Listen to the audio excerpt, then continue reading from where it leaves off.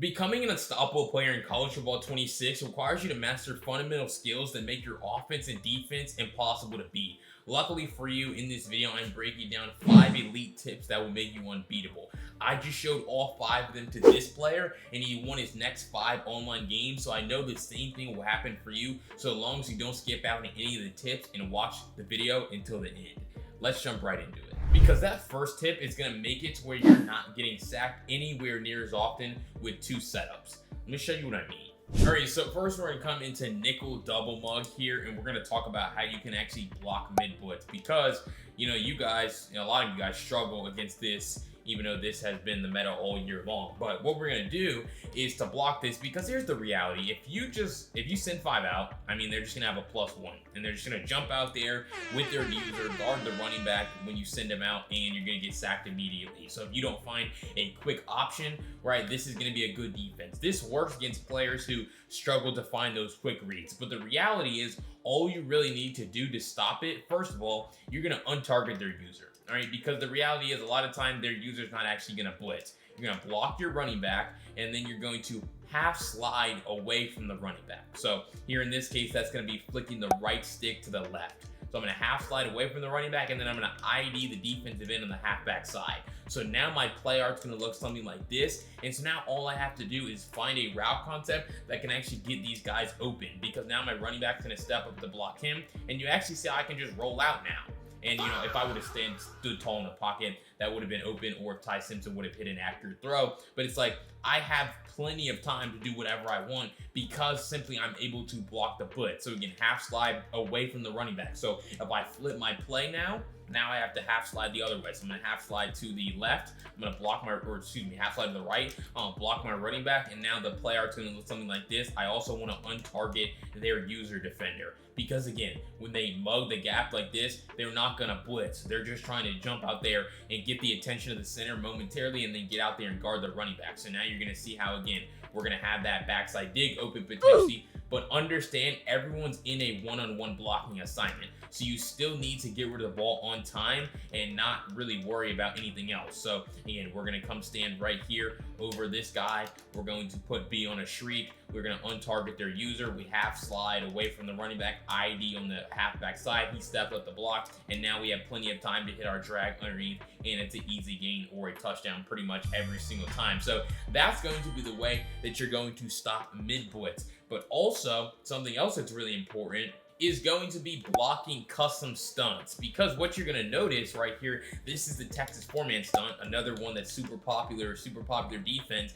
If you run base protection, right, which is the most common pass protection in the game, you run base protection and you let them call this stunt, they're going to walk in your backfield all the time. You get the attention of the center by moving him, towards the sideline, and then it's just going to be a party in the backfield, simply because base protection is not going to do a good job against this. Boom, base protection, and we're able to get that man to come in free. So you're going to have a tough time passing the ball from the pocket if you're not actually utilizing what I'm about to show you right here, which is simply going to be calling a play action based play, because they're going to spread their defensive line, they're going to pass commit, but this time we're going to call a play action play. And so boom, we call our play action play, and look at how much worse their stunt is. We can actually step up, take off with our quarterback, and pick up some yards, or find someone open down the field. So again, boom, call the play action play. You see how their stunt is basically nullified, and so I have all day to basically take off with my quarterback and slide down in the open field. Simply calling the play action is going to make it to where these guys, they don't actually loop. Like, they don't loop around. Boom, you see how, he kind of does, but he gets stopped. Like, he doesn't fully loop. This guy, I don't even think loops at all. He just runs straight down, simply because you're calling a play action play and tricking him into thinking that he has to defend the run. All right, so that's the whole point of play action in real life, and it's really the same thing in this game.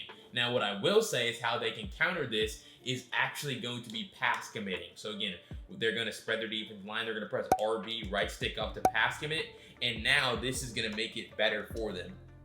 You see how actually he still loops through, and although, like I said, play action's still going to be valuable, but he actually still is able to, kind of stunt around that left side and collapse the pocket. Luckily for us right there, he got double teamed, so it wasn't the end of the world.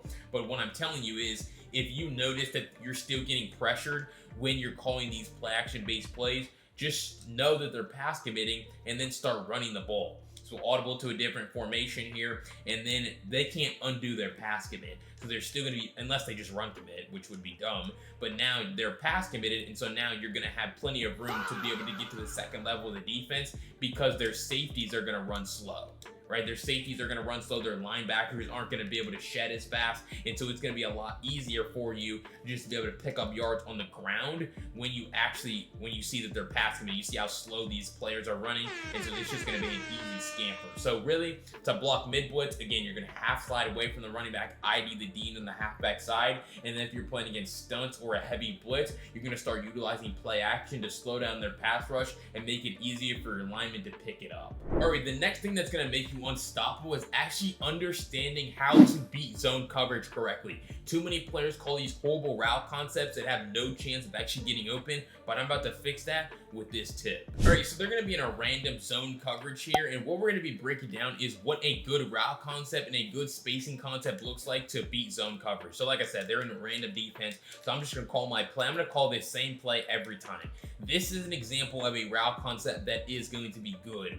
Why? Because we have a post route, which is a deep route that has the chance to take the top off, but we also have a shriek. The shriek is going to run off the deep zone. So let's take a look at their play right here. They're going to be in cover 6, which really means they're in cover 4 on one side. So this shriek route to my tight end is going to run off this inside quarter, and then it's going to open up room for me to throw this post over the top. But then also they could user that route. So if they user it, I still have a curl route in the middle to Horton, and I also have an auto motion flat. So Bernard's going to come in motion, and he's going to run a flat, which means he's going to push these zones outside. So you just notice how, again, we push that linebacker number 10, we move him out towards the sideline, and that's what allows for us to just throw this curl right here in the middle for an easy completion. So again, boom.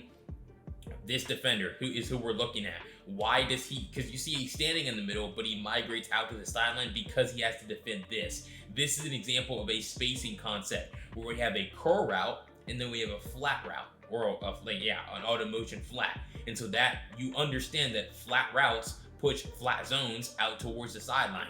So we move this guy outside, and then we just throw our curl in the middle of the field. Again, don't sleep on your post though, because that could be open as well in the middle for a different reason. Again, the reason why is because the shriek is going to run him off, and then that's going to open up room. But here's the thing where read progressions come into play here, because right here on this play, I was just looking for this post. Instead, what I should have been doing is reading this linebacker. I see that, okay, I have my flat to push this flat outside. Now I need to look at this hook zone defender because he's migrating too far up, and so I could have just easily hit this curl. So it's like when you're going through your read progression against zone coverage, you need to make sure that you're actually understanding my 1, 2, 3, right? My first read here is going to be honestly my in route to my running back. Then I'm going to look to my curl, and then I'm looking to my post. But your checkdowns need to be your initial read. So right here, I'm going to step up, I'm move around, and I'm going to see that I just need to hit my running back right there, and we turn that into an easy game. The reason why is because I felt like there was a hook zone there to defend my curl route, but I didn't want to wait on my post. So I see, actually, I really could have just thrown this, but by the time I was already rolling out, so I just knew I wanted to hit this. I had already come off of this, but I knew I couldn't wait and throw this post over the top. So that's really where it's like, you have to be really, smart about your read progression, hitting your checkdowns first. But again, zone coverage, it's just about spacing out the field. You notice how right here they have no flat on that side, and so you can just throw that for an easy completion out there. So like I said, when you're playing against zone coverage, understanding spacing concepts, how you're going to move these zones out towards the sideline, and then how you're just going to hit these routes in right behind them, for easy gains. And then you can also notice how that's why I say you have to be ready to hit your checkdowns first, because if they don't have a flat on one side, you're going to hit it. But you're going to move these flats out towards the sideline with flats, with ends, with table routes, and then you're going to throw curl routes or sit routes right behind them to attack their zone coverage. Alright, so if you found those first 2 tips helpful here in College Football 26, make sure you go down below, hit that subscribe button. I break down CFB 26 tips and tricks to help you guys get better every single day, and you don't want to miss out on any of the content that I have. But if you want all 5 of these tips in written form to save on your phone so you can always reference them and pull them up during gameplay, go to the link down below in the pinned comment to join CFB University, where your first month of all my written breakdowns for the month of June and beyond are only going to be $1. Please don't let $1 be the reason you're still struggling to win games here in College Football 26. It's really a no-brainer. Check it out today, and let's jump right back into the video. Because next I want to break down the best way to switch stick here in CFB 26, because too many players only think that you can do it with the right stick, when in reality you should be using both of the methods I'm about to show you. Alright, so the key thing that you need to understand when you actually are switch sticking is there's two ways to switch stick. You're either going to use the right stick, which is traditional way, or you can use the D-pad. So you could just press the D-pad in one direction. So what you're gonna see right here is I'm gonna have them call a pass play, and I'm gonna use the D-pad because it's the same thing. I just press the D-pad to the right, I just press it to the right again, or the left that time, and I'm just going back and forth. The reality about the D-pad switch stick is it's able to do a lot of the same things as the right stick, where you're just pressing the D-pad to the right, you're just gonna switch into the guy that's right next to you. The difference though is you're not able to actually switch at an angle. Right, so if I wanted to switch from Lawson to Sab, I wouldn't be able to really do it with the D-pad. I wouldn't be able to do one press and then switch players between those two guys. So in that case, I would actually have to use the right stick. So they would take the snap, and I would use the right stick to get onto this guy. Now, sometimes it's going to be easier than other times because sometimes you're just going to get switched onto a linebacker, but it's like the D-pad switch stick is going to be helpful for you because you're going to be able to switch from, coverage to coverage player. But another use case for it is when you get caught on your defensive lineman. Like you get caught mid-adjustment, you get caught on like your D tackle. In previous years, you would be screwed. Right, you would be caught on this guy, they would have guys wide open down the field, they would have all day to throw, they could just hit that, and it would be just an easy completion because you're not in coverage, you're not able to alert to do anything. But instead now, what you're gonna do is you're gonna press the D-pad up. So again, boom, take the snap, and as soon as they snap the ball, you're pressing D-pad up to get back into coverage, and now you're better able to take away all these passes down the field based on their route concept. So that's going to be really valuable for you because now you're never going to get caught on your D tackle. You get caught on him, well now you just press the D-pad up to switch, and now you're going to be back into coverage and you're good to go. So that's really the name of the game here when you're utilizing the D-pad switch stick, so that you don't get caught on your defensive line. But then when we go back to the right stick switch stick, because if you blitz your user in this game, you can't switch with the right stick. So you say I'm flicking the right stick, I can't. He's like jumping and dumbing out and he's being goofy, right? Simply because you can't actually do that. If your player's in a blitz assignment, you can't switch with the right stick. I'm not saying you should never blitz your user, because there are certain cases, certain blitzes where you do want to blitz your user, but you have to D-pad switch stick off of him. So for example, I'm gonna have Jefferson here, I'm gonna lurk around, and when I wanna switch, I'm gonna use the D-pad. And now my other guy's gonna blitz, allowing for us to get that quick pressure. So when you're going from a blitzer to a coverage player, you can't use the right stick because this guy's in a blitz assignment. So I have to press the D-pad to the right to get onto this guy.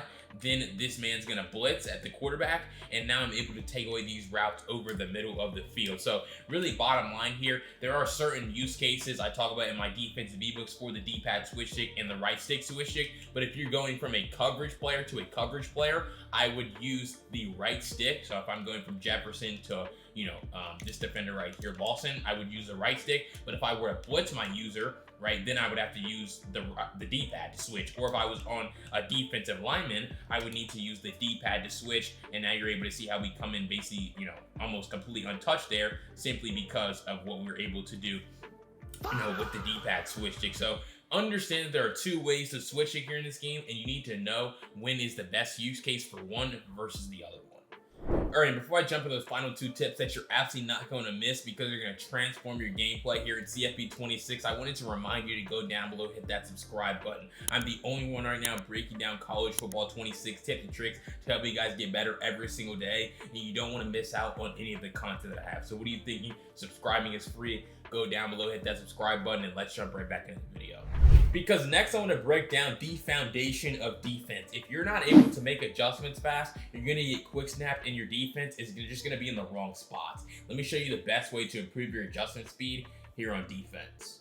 All right, so the reality is here in this game, on defense, you're not going to be able to play good defense against good offensive players without making adjustments or without switch sticking. You're not going to be able to consistently win games. You have to either do one or the other or both, right? And so what I mean by that is, let's just say they come out in a trips formation and you didn't even recognize they were in a trips formation. Well, what's just going to happen is if they just snap this ball, there's just going to be a wide open hole on the sideline for them to throw this pass, right? Because you're in a cover 2, they call 3 vertical routes, and basically they have 2 routes attacking 1 defender, and so he's not actually going to be able to guard both of them. Ryan Williams right here is running this fade route, and Sab has to defend him, but then we have a fade running over the top on the outside where Bernard just able to catch that ball and walk in untouched. So really, again, against spread, against empty, against trips formations, you're going to have a hard time running cover 2. And it's not just cover 2. There are other offenses that are going to attack cover 3, right? And so you're not going to be able to run cover 3 against those. So what you have to do is understand how you're going to adjust at the line of scrimmage on the fly. So really the best way that you're going to do that is by using quick adjustments, because too many of you guys click. Oh, now I'm on him. I press A, then I flick the left stick up to put in an outside third. Like, that's just too long. These offensive players, they're not going to give you time to make this many adjustments. The problem though is too many of you guys complain and say that 2 seconds, 3 seconds isn't enough time to make adjustments when it is. You just have to get better with your quick adjustment speed when you're on defense. So again, you're going to press Y twice here. So here's the 3 button commands. When you press Y twice, that's going to open all your secondary. So every defense is going to have between 4 and 6 or 7 DBs, or maybe sometimes 8, right? But when you press Y twice or triangle on PlayStation twice, that's going to open all of your DBs, right? If you press D-pad right twice, that's going to open all of your linebackers. So every formation is going to have between 1 and like 4 or 5 linebackers. And so you're going to see how we have 2 in this case. I can click onto them and adjust them. If you want to adjust your defensive line, like maybe you want to put your defensive lineman in a zone or in a vert hook or man coverage, you're going to do that by pressing D-pad to the left twice and then clicking his icon. So again, Y or triangle twice is the secondary adjustments. Boom. D-pad left twice is the defensive line adjustments, and then D-pad right twice is going to be your linebacker adjustment. And so it's literally pressing them, like spamming them. Boom, D-pad right twice. Like boom, super fast, super easy, so that you can open the adjustments. You don't want to press D-pad right and then press D-pad right like slow. You want to do it as fast as possible. You don't want to press Y and then press Y.